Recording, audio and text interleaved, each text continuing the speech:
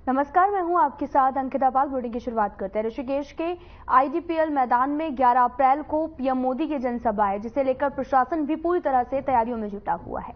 सुरक्षा के लिहाज से पूरे चप्पे चप्पे पर नजर बनाए हुए है। एसपीजी ने यह कार्यक्रम स्थल पर मोर्चा संभाल लिया है। पीएम के दौरे और सुरक्षा व्यवस्था को लेकर एसएसपी अजय सिंह ने भी कार्यस्थल का निरीक्षण किया और इस दौरान एसएसपी ने अधिकारियों से सुरक्षा व्यवस्था के बारे में गहन विचार विमर्श के साथ में अधिकारियों को दिशा निर्देश भी दिए गए हैं। आपको बताते चलें कि ऋषिकेश के आईडीपीएल मैदान में सुरक्षा व्यवस्था का जायजा लिया गया, जहां पर सुरक्षा को लेकर प्रशासन मुस्तैद नजर आया। आप तस्वीरें देख सकते हैं जहां पर एसएसपी ने सुरक्षा व्यवस्था का जायजा भी लिया है। दरअसल 11 अप्रैल को प्रधानमंत्री नरेंद्र मोदी की जनसभा होनी है, जिसको लेकर सुरक्षा व्यवस्था चाक चौबंद को लेकर लगातार निरीक्षण किया जा रहा है। रैली प्रस्तावित है जो आईडीपीएल ऋषिकेश में है और इसमें जो कोर्स जो हमारा जो नॉर्म्स रहते हैं उसके हिसाब से पूरी सुरक्षा व्यवस्था की जा रही है। खासकर जो हेलीपैड आपने देखा कि हेलीपैड की जो आउटर कॉर्डन है काफी खुला हुआ है, तो सारी व्यवस्था की जा रही है। 0 जोन बनाया गया कि पीछे से वहां से कोई वाहन नहीं चलेगा जब आने का यहाँ पर वीआईपी का टाइम होगा। साथ ही साथ इसमें जो जनरल पब्लिक के बैठने का और वीआईपी की एंट्री के अलग अलग पॉइंट्स बनाए गए हैं। 5 पार्किंग बनाई गई, जिसमें एक वीआईपी पार्किंग और 4 जो अन्य बसें और गाड़ियां आएंगी, लोग आएंगे उसमें पार्किंग बनाई गई है।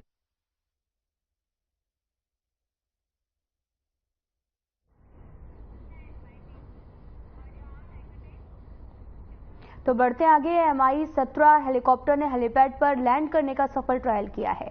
11 अप्रैल को प्रधानमंत्री नरेंद्र मोदी आईडीपीएल के हेलीपैड पर उतरेंगे। 11 अप्रैल को आईडीपीएल में होने वाली प्रधानमंत्री नरेंद्र मोदी की विशाल जनसभा के लिए लगातार तैयारियां पूरी की जा रही हैं।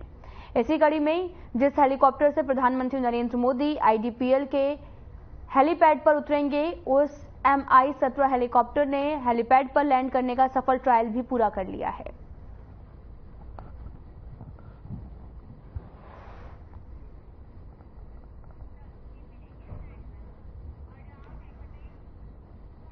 सीएम पुष्कर सिंह धामी ने अब बीजेपी में लगातार बढ़ रहे कुनबे को लेकर बीजेपी प्रदेश अध्यक्ष महेंद्र भट्ट से पार्टी में एंट्री के लिए मानक तय करने का सुझाव दिया। तो वहीं सीएम पुष्कर सिंह धामी ने कहा कि बीजेपी का परिवार लगातार बढ़ रहा है और अब ज्यादा लोग भी हो गए हैं। उन्होंने कहा कि बीजेपी में अब तक कांग्रेस समेत दूसरी पार्टियों के 15,000 लोग शामिल हो चुके हैं, जिसको देखते हुए महेंद्र भट्ट को मानक तय करने और पार्टी में आ रहे लोगों की स्क्रीनिंग का सुझाव भी दिया गया है।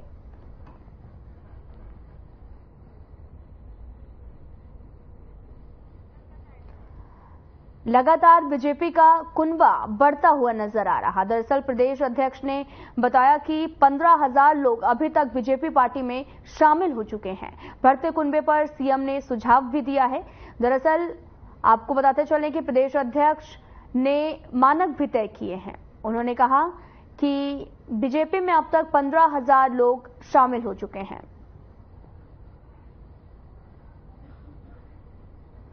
ज़्यादा लोग आ गए हैं। 15,000 के लगभग लोगों ने अभी तक विभिन्न दलों के लोगों ने भारतीय जनता पार्टी की सदस्यता ले ली है। लेकिन मैंने अपने प्रदेश अध्यक्ष जी से अनुरोध किया है कि अब आगे जो भी ज्वाइनिंग करें, अनुरोध किया है मैंने अध्यक्ष जी से कि कोई एक थोड़ा स्क्रीनिंग कर लें, कोई क्राइटेरिया बना लें, उसके बाद ही सब करें। लोकसभा चुनाव नजदीक है और ऐसे में आरोप प्रत्यारोप का दौर भी जारी है। पूर्व सीएम हरीश रावत ने बयान दिया है कि बीजेपी और कांग्रेस पार्टी में वार पलटवार का दौर भी जारी है। साथ ही आपको बताते चलें कि पूर्व सीएम हरीश रावत ने कहा था कि बीजेपी चुस्त है और कांग्रेस सुस्त हो गई है, जिस पर सीएम पुष्कर सिंह धामी ने कहा कि हरीश रावत जैसे अनुभवी नेता ने आगे का परिणाम समझ लिया है, इसलिए उन्होंने ऐसी बात कही है। वहीं दूसरी तरफ कांग्रेस के वरिष्ठ प्रदेश उपाध्यक्ष सूर्यकांत धस्माना ने भी पलटवार करते हुए कहा कि हरीश रावत हमारे अभिभावक हैं और कभी भी बेटे के सामने उसका बाप तारीफ नहीं करता। हरीश रावत जी बहुत अनुभवी हैं, बड़ा लंबा उनका एक अनुभव है, इसलिए उन्होंने आगे क्या होने वाला है, परिणाम क्या आने वाले हैं, उन्होंने समझ लिया। इसलिए हरीश रावत जी बहुत अनुभवी हैं, बड़ा लंबा उनका एक अनुभव है, इसलिए उन्होंने आगे क्या होने वाला है, परिणाम क्या आने वाले हैं, उन्होंने समझ लिया। इसलिए रावत हमारे अभिभावक हैं, कभी भी बेटे के सामने बाप उसकी तारीफ नहीं करता। बेटे को कभी कभी चुस्त दुरुस्त करने के लिए डांट टपट करना, उसको सीख देना, उसको नसीहत देना, ये अभिभावक का काम होता है। कांग्रेस के कार्यकर्ता कहीं ओवर कॉन्फिडेंट ना हो जाए, कांग्रेस के कार्यकर्ता कहीं इससे न समझ लें कि एंटी इनकम्बेंसी है या हमको वोट मिल रहा है। उन्होंने एक नसीहत दी है, निश्चित तौर पे उनका जिम्मेदारी है। उनको कहीं लगता है तो कांग्रेस के कार्यकर्ताओं को और ताकत से और शिद्दत के साथ काम करना चाहिए। लोकसभा चुनाव के लिए कांग्रेस ने मीडिया समन्वय कमेटी गठित कर दी है और ये कमेटी पार्टी की नीतियों और न्याय पत्र के वादों को लोगों तक पहुंचाने के लिए काम करेगी। कमेटी में मुख्य मीडिया समन्वयक की जिम्मेदारी राजीव महर्षि को दी गई है और प्रदेश अध्यक्ष करण महारा के निर्देश पर मीडिया समन्वयक बनाए गए हैं। नीरज तिवारी को कुमायूं एवं लखपत बुटोला को गढ़वाल मंडल प्रभारी बनाया गया है।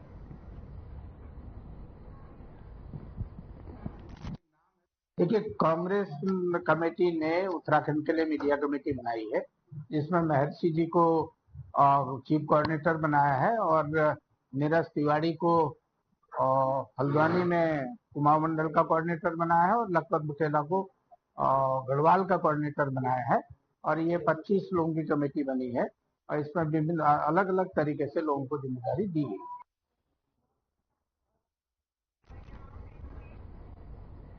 लोकसभा चुनाव को लेकर तैयारियां जोरों शोरों पर हैं, तो वहीं बीजेपी ने अपना चुनाव प्रचार भी तेज कर दिया है। और साथ ही आपको बताते चले कि लालकुआं में युवा मोर्चा सहित बीजेपी नेताओं ने अजय भट्ट के प्रचार की कमान भी संभाल ली। इस दौरान विधायक मोहन सिंह बिष्ट भी युवा मोर्चा और बीजेपी नेताओं के साथ में मौजूद रहे। उन्होंने लालकुआं मुख्य बाजार में प्रत्येक दुकानों पर जाकर अजय भट्ट के पक्ष में वोट करने की अपील की। इस दौरान विधायक मोहन बिष्ट ने कहा कि कार्यकर्ताओं में बहुत उत्साह का माहौल है। इस बार लालकुआं विधानसभा क्षेत्र से पिछली बार के मुकाबले वोटों से लोकसभा प्रत्याशी अजय भट्ट को जिताने का संकल्प लिया है।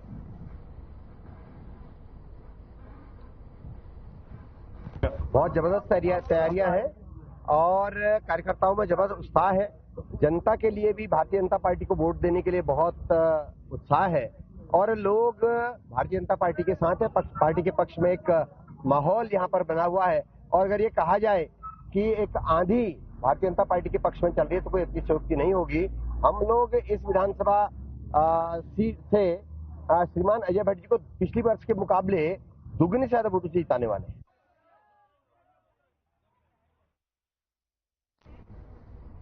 हिंदू नववर्ष के साथ में चैत नवरात्र का महापर्व शुरू हो गया है।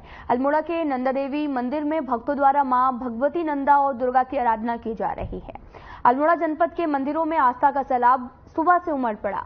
कई स्थानों पर कलश यात्रा निकाली गई। नगर और जिले के ग्रामीण इलाकों के मंदिरों में पूजा अर्चना कर अपने परिवार की खुशहाली के साथ में मां का आशीर्वाद भी लिया गया। साथ ही 9 दिन तक मां के कई रूपों की विधि विधान से पूजा की जाएगी।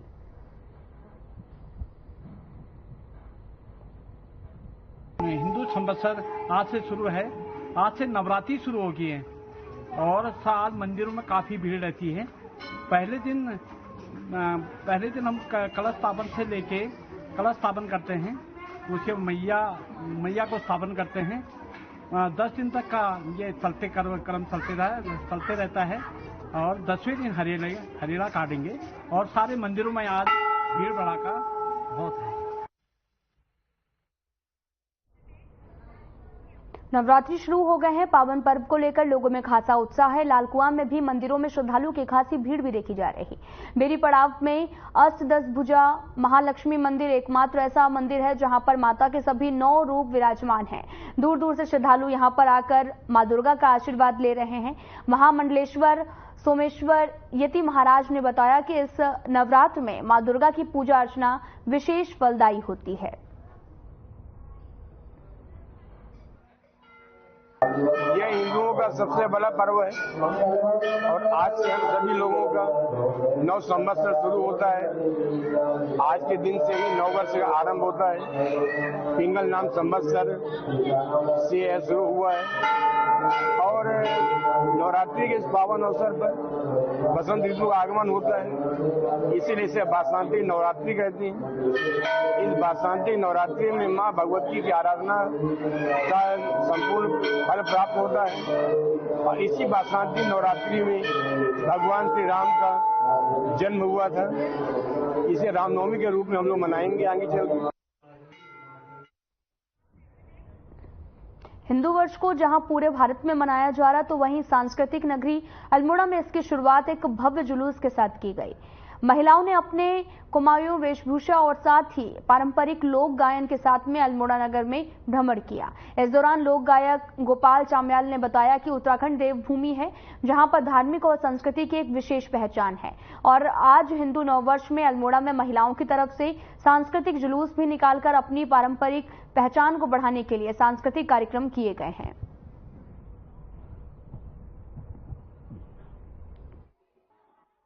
देखो जी, उत्तराखंड की अपनी अलग ही पहचान है और देवभूमि के नाम से उत्तराखंड को जाना जाता है। और जैसे कि हमारा रंगीला कुमाऊं है, सभी लोग गढ़वाल है, तो इसी परंपरा को जीवित रखते हुए सांस्कृतिक राजधानी अल्मोड़ा की अपनी अलग परंपरा है। यहाँ पर चैती आज के दिन से नव संवत्सर है और हमारे घर पे आते हैं पंडित जी और अपने हम जो हमारे इष्ट देवता है, कुल देवी है, उस मंदिर को स्वच्छ किया जाता है, सभी देवताओं को गंगा जल स्नान किया जाता है। नमस्कार, आप सभी को नव वर्ष की ढेर सारी शुभकामनाएं। आज से ही नवरात्रि का शुभारंभ हुआ है, जिसमें अल्मोड़ा में एक भव्य रैली का आयोजन किया गया, जिसमें झोड़ा, चाची, अनेक नृत्य किए गए। आप सभी को मैं पुनः नव वर्ष की ढेर सारी शुभकामनाएं देती हूँ।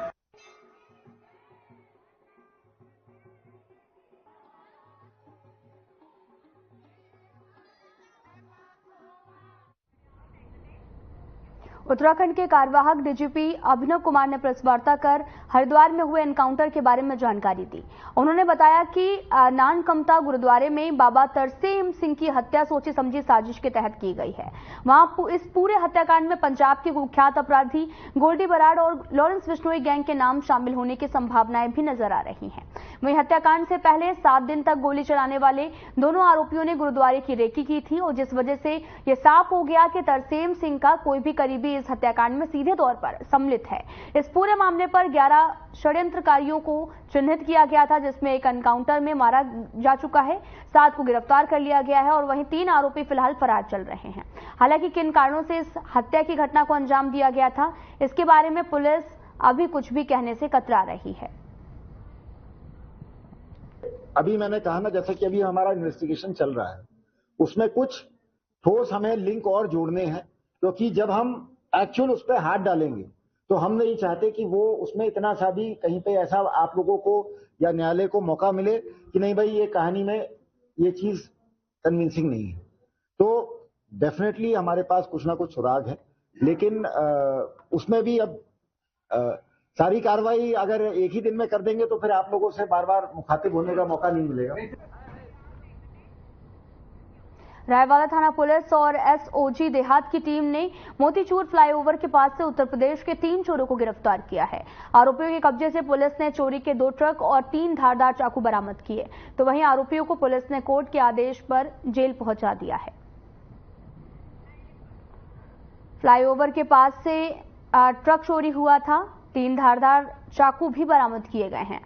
आपको बताते चलें कि पूरा मामला रायवाला से है, जहां पर 3 चोरों को गिरफ्तार किया गया है और साथ ही फ्लाईओवर के पास में ट्रक से चोरी की वारदात को अंजाम दिया था। फिलहाल पुलिस पूरे मामले की जांच में भी जुटी हुई है, लगातार पूछताछ भी की जा रही। इन 3 चोरों को भी गिरफ्तार किया गया, उनसे पुलिस ने उनको हिरासत में लेकर पूछताछ भी कर रही है।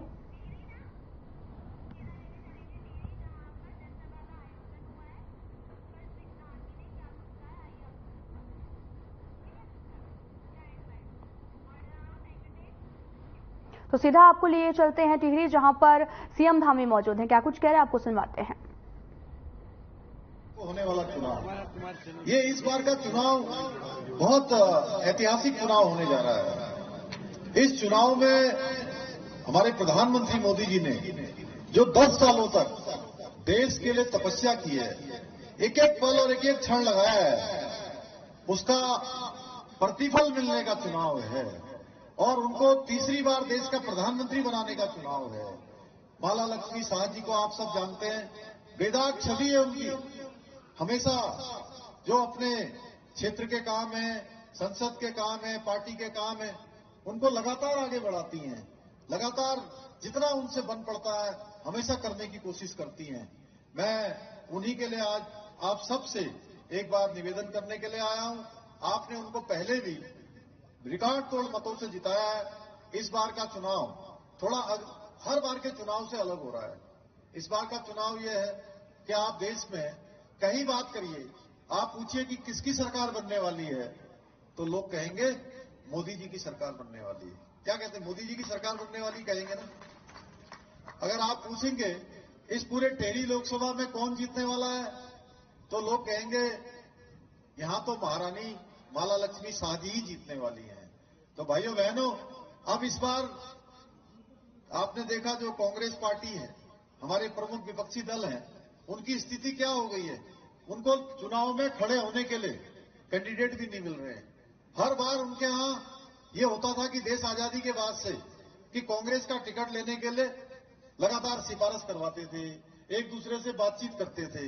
ये पहला चुनाव है जिस चुनाव में सिफारिश किस बात के लिए हो रही थी, बड़े बड़े नेताओं की, कि हमको चुनाव में खड़ा नहीं होना है, टिकट मुझे न मिले, इस बात की सिफारिश कर रहे थे। क्यों कर रहे थे?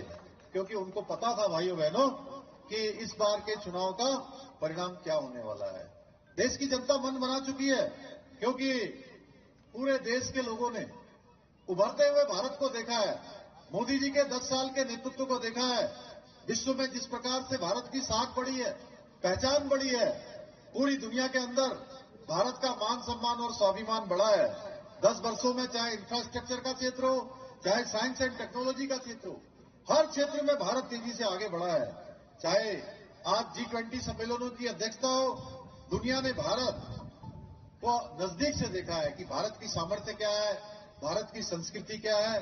भाइयों बहनों, मोदी जी ने गरीबी और पिछड़ेपन को जड़ से समाप्त करने का संकल्प लिया है, विकास को समाज के अंतिम छोर में पहुंचाने का संकल्प लिया है। इसके लिए उन्होंने बहुत सारी योजनाएं लागू की है। हम सबको पता है जो भी योजनाएं उन्होंने लागू की है, वो सारी की सारी योजनाएं गरीबों को समर्पित हैं, किसानों को समर्पित हैं, महिलाओं के उत्थान को समर्पित हैं, नौजवान युवाओं को समर्पित हैं। भाइयों बहनों, हर क्षेत्र की तरक्की हो, ये मोदी जी ने उसके लिए मंत्र दिया है, सबका साथ, सबका विकास, सबका विश्वास और सबका प्रयास। इस मंत्र को मूल मानकर मोदी जी लगातार काम कर रहे हैं। चाहे आज जनधन योजना हो, उज्ज्वला योजना हो, गरीब कल्याण की योजना हो, किसान सम्मान निधि हो, पीएम आवास योजना हो, आयुष्मान भारत योजना हो, हर घर से नल पहुंचाने की, हर घर से नल जल पहुंचाने की योजना हो, ऐसी अनेक योजनाएं, चाहे इज्जत घर बनाने की योजना हो, देश के अंदर 12 करोड़ इज्जत घर बनाए गए। भाइयों बहनों, बेटी बचाओ बेटी बढ़ाओ जो अभियान शुरू किया गया है, ड्रोन दीदी शुरू किया गया है, लखपति दीदी बनाने का अभियान शुरू हुआ है। एक के बाद एक अनेक कार्यक्रम मोदी जी ने शुरू किए हैं। भाइयों बहनों, ये केवल कागजी खाना पूर्ति नहीं है, बल्कि ये सब कार्यक्रम मोदी जी की गारंटियां हैं जो देश के करोड़ों गरीब लोगों के जीवन को खुशहाल बनाने का काम कर रही है, उनके जीवन में खुशियां लाने का काम कर रही हैं। और मोदी जी ने इसके साथ साथ बहुत सारे कड़े निर्णय लिए हैं। हम सब जानते हैं, धारा 370 हटाई गई है, सीएए का कानून लाया गया है, देश में 3 तलाक समाप्त किया गया है, सर्जिकल स्ट्राइक जब देश के ऊपर दुश्मनों ने हमला किया, पुलवामा में अटैक होता है, तो देश की सेना विदेश की धरती पर अपनी सीमा से पार जाकर दुश्मन की धरती पर उनको जड़ से उखाड़ फेंकने का काम करती है। भारत की सेना आज हर तरीके से मजबूत हुई है। आज देखिए, पहले के समय में सेना को आदेश लेना पड़ता था, गोली चलाने के लिए आदेश मांगना पड़ता था, वही सीमा पार से गोली आती थी तो हमारे जवान खड़े रहते थे। भाइयों बहनों, मोदी जी ने व्यवस्था में परिवर्तन कर दिया, आदेश कर दिया कि अब गोली आएगी तो गोली का जवाब देने के लिए कोई आदेश नहीं लेना है, बल्कि गोली का जवाब गोलों से देने का काम भारत की सेना करती है। हम सब जानते हैं, नागरिक देश के अंदर हम मां गंगा के प्रदेश के हैं, यमुना के प्रदेश के हैं, 4 धाम के रहने वाले हम लोग हैं, हम देवभूमि उत्तराखंड के लोग हैं और राम भक्त भी हैं, राष्ट्र भक्त भी हैं। लंबे समय से हम सबकी मांग थी, हम सबकी प्रतीक्षा थी कि जहां भगवान श्री राम पैदा हुए, जहां उन्होंने जन्म लिया, उनके जन्म स्थान पर एक भव्य और दिव्य भगवान राम का मंदिर बनना चाहिए। भाइयों बहनों, लंबा कालखंड बीत गया और लोग इंतजार करते रहे, हम भी इंतजार करते रहे, भगवान रामलला का मंदिर नहीं बन पाया। वो शुभ घड़ी भी हमको, उस शुभ घड़ी को हमें साक्षात करने का काम, उस शुभ अवसर का प्रतिभागी होने का अवसर हमें अगर किसी ने दिया है तो ये भी हमारे देश के प्रधानमंत्री नरेंद्र मोदी जी ने दिया है। भाइयों बहनों, पूर्व सैनिकों के लिए 1 रैंक 1 पेंशन लागू करनी हो, या जो सैनिक हमारे सीमाओं पर तैनात होते हैं उनको अच्छे बूट मिले, अच्छे उनको उपकरण मिले, अच्छे जैकेट मिले, अच्छी सुविधाएं मिले, उनका मनोबल बढ़ा रहे, ये काम किसी ने नहीं किया। भाइयों बहनों, ये काम भी मोदी जी के आने के बाद संपन्न हुआ। सैनिकों का मनोबल आज हर क्षेत्र में बढ़ा है।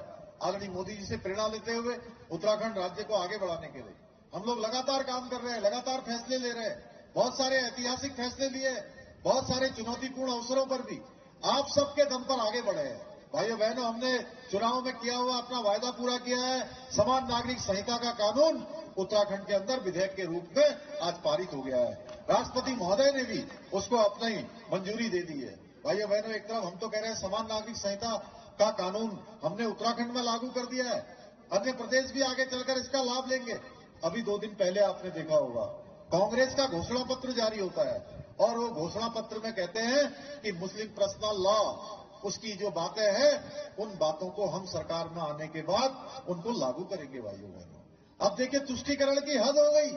60 सालों तक इस देश पर राज किया, शासन किया, आज भी वोट बैंक के लिए देश आगे बढ़ रहा है। मोदी जी के नेतृत्व में पूरे देश के अंदर एक से एक अच्छे कानून आ रहे हैं। समान नागरिक संहिता की बात हो रही है। कश्मीर में एक देश के अंदर एक विधान, एक निशान और एक प्रधान आज लागू हो गया, और दूसरी तरफ कांग्रेस पार्टी अभी भी अपने तुष्टीकरण से बाहर नहीं आ रही है। भाइयों बहनों, राज्य के अंदर हमने नकल विरोधी कानून लागू किया। आप सबको पता है ये नकल का जो काम था, ये नकल का जो अपराध था, वो किस प्रकार से हावी था। उसके कारण से प्रदेश के जो नौजवान युवा भाई बहन थे, उनके भविष्य के साथ किस प्रकार खिलवाड़ हो रहा था। भाइयों बहनों, उनके अंदर योग्यता भी होती थी, प्रतिभा भी होती थी, क्षमता भी होती थी, लेकिन अगर वो परीक्षा में भाग लेते थे तो परीक्षा में उनको चयन का अवसर नहीं मिलता था।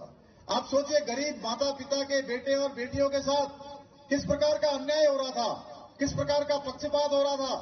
भाइयों बहनों, जैसे ही हमें पता लगा कि ये इस प्रकार के अपराध को अंजाम दिया जा रहा है और हमारे बेटे बेटियों के साथ धोखा किया जा रहा है, उनके भविष्य के साथ खिलवाड़ किया जा रहा है, हमने तत्काल कार्रवाई करी और 100 से भी ज्यादा लोगों को जेल की सलाखों के पीछे भेजने का काम किया। नकल माफिया की कमर पर चोट करने का काम किया, नकल माफिया को जड़ से उखाड़ फेंकने का काम किया। भाइयों बहनों, हमें कुछ परेशानियों का भी सामना करना पड़ा, कुछ चुनौतियों का भी सामना करना पड़ा, लेकिन आप सबके आशीर्वाद से, उत्तराखंड की देवतुल्य जनता के सहयोग से हम आगे बढ़े और हमने उत्तराखंड के अंदर सख्त नकल का अध्यादेश लागू कर दिया।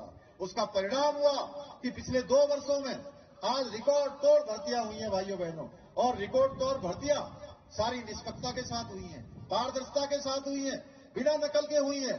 गरीब माता पिता के बेटे और बेटियों को आज नौकरी में जाने का ठीक रास्ता मिल गया। भाइयों बहनों, आसान रास्ता मिल गया है कि पढ़ाई लिखाई करिए, कोई सेटिंग कटिंग नहीं चलेगी, कोई नकल नहीं चलेगी, किसी प्रकार का जो है पक्षपात नहीं होगा, किसी प्रकार की नकल माफिया की साठगांठ नहीं चलेगी।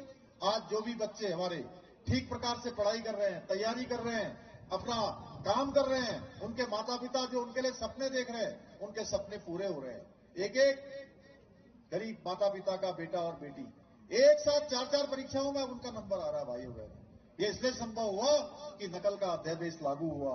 इसी प्रकार से हमने प्रदेश के अंदर धर्मांतरण रोकने के लिए हो, या दंगा रोकने के लिए हो, या अतिक्रमण रोकने के लिए हो, इस पे भी हमने कठोर कार्रवाई की है। दंगा रोकने के लिए हमने कठोर कानून बना दिया कि भविष्य में आप कोई दंगा करेगा तो एक एक पाई की वसूली और उसके नुकसान की क्षतिपूर्ति उसी आदमी से की जाएगी जो दंगा करेगा। भाइयों बहनों, देवभूमि उत्तराखंड में किसी भी प्रकार से इस प्रकार की चीजों को कोई सम्मान नहीं मिल सकता, कोई स्थान नहीं मिल सकता है। इसी प्रकार से लैंड जिहाद के खिलाफ हमने कार्रवाई करी है। अतिक्रमण 4000 एकड़ से भी ज्यादा हमने हटाया है। भाइयों बहनों, महिला सशक्तिकरण हमारी प्राथमिकता में, हमने पूरे प्रदेश के अंदर महिला शक्ति के उत्सव आयोजित किए। आपके उत्तरकाशी में भी यहाँ पर उत्सव आयोजित हुआ था। हजारों हजार की संख्या में मेरी बहनों ने, माताओं ने यहाँ भाग लिया था, दीदी भूलियों ने भाग लिया था। और इसके पीछे हमारा हेतु है कि आने वाले समय में हमारी मातृशक्ति का उत्थान हो, हमारी महिलाएं आगे बढ़े, हर क्षेत्र में उनको अवसर मिलने चाहिए, उनके बनाए हुए उत्पादों। फिलहाल इस वीडियो में इतना ही। नमस्कार।